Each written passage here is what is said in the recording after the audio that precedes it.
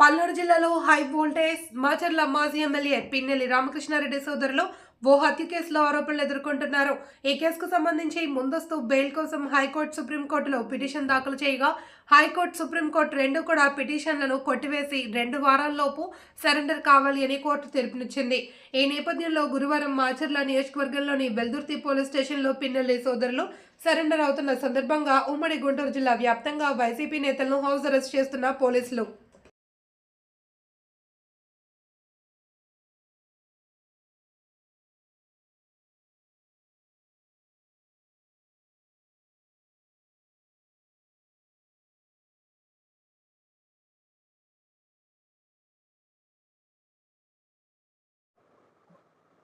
Okay, ఈరోజు మాచర్లో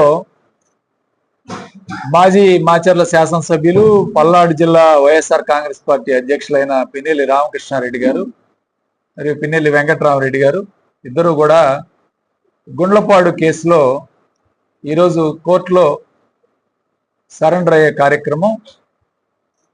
ఈ నేపథ్యంలో అసలే ఈ కేసు అన్యాయంగా వాళ్ళిద్దరి మీద అన్యాయంగా కేసు నమోదు చేయడం జరిగింది. స్వయంగా ఆ రోజు మర్డర్ జరిగిన రోజే అప్పుడున్న గుంటూరు జిల్లా ఎస్పీ గారు స్పాట్కి వెళ్ళి మరి ఈ సంఘటన జరిగిన 2 గంటల లోపే ఇది కేవలం తెలుగుదేశం పార్టీ వర్గాల మధ్య ఆధిపత్య పోరని క్లియర్గా ఆ రోజే చెప్పడం జరిగింది. అయినా సరే అన్యాయంగా కేసులో ఇరికించటం, ఆ తర్వాత హైకోర్టులో బెయిల్ పిటిషన్ మీద దాదాపు జరిగి కూడా 5-6 నెలలు పైన అవుతా ఉంది. హైకోర్టులో నాట్ టు అరెస్ట్ ఆర్డర్ కూడా ఇవ్వడం జరిగింది.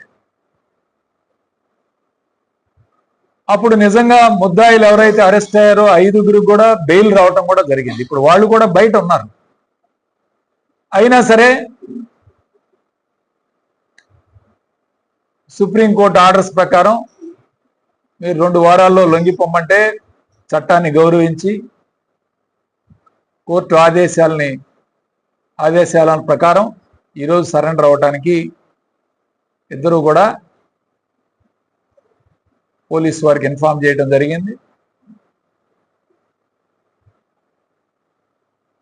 అయితే రాత్రి నుంచి పల్నాడు జిల్లా అంతా కూడా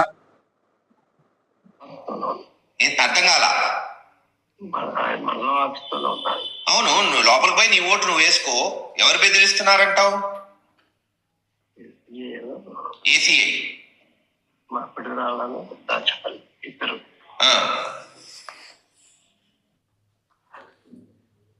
దొంగతనం చేస్తే పోలీసులు పట్టుకోవాలి, కానీ పోలీసులే దొంగతనం చేస్తే ఎవరు పట్టుకోవాలి? భారతదేశంలో చెప్పమంటున్నాం. ఈరోజు మాచవరంలో ఎంపీపీ ఎలక్షన్ జరుగుతుంది. 13 సభ్యుల్లో దాదాపు 10-11 మంది పోతే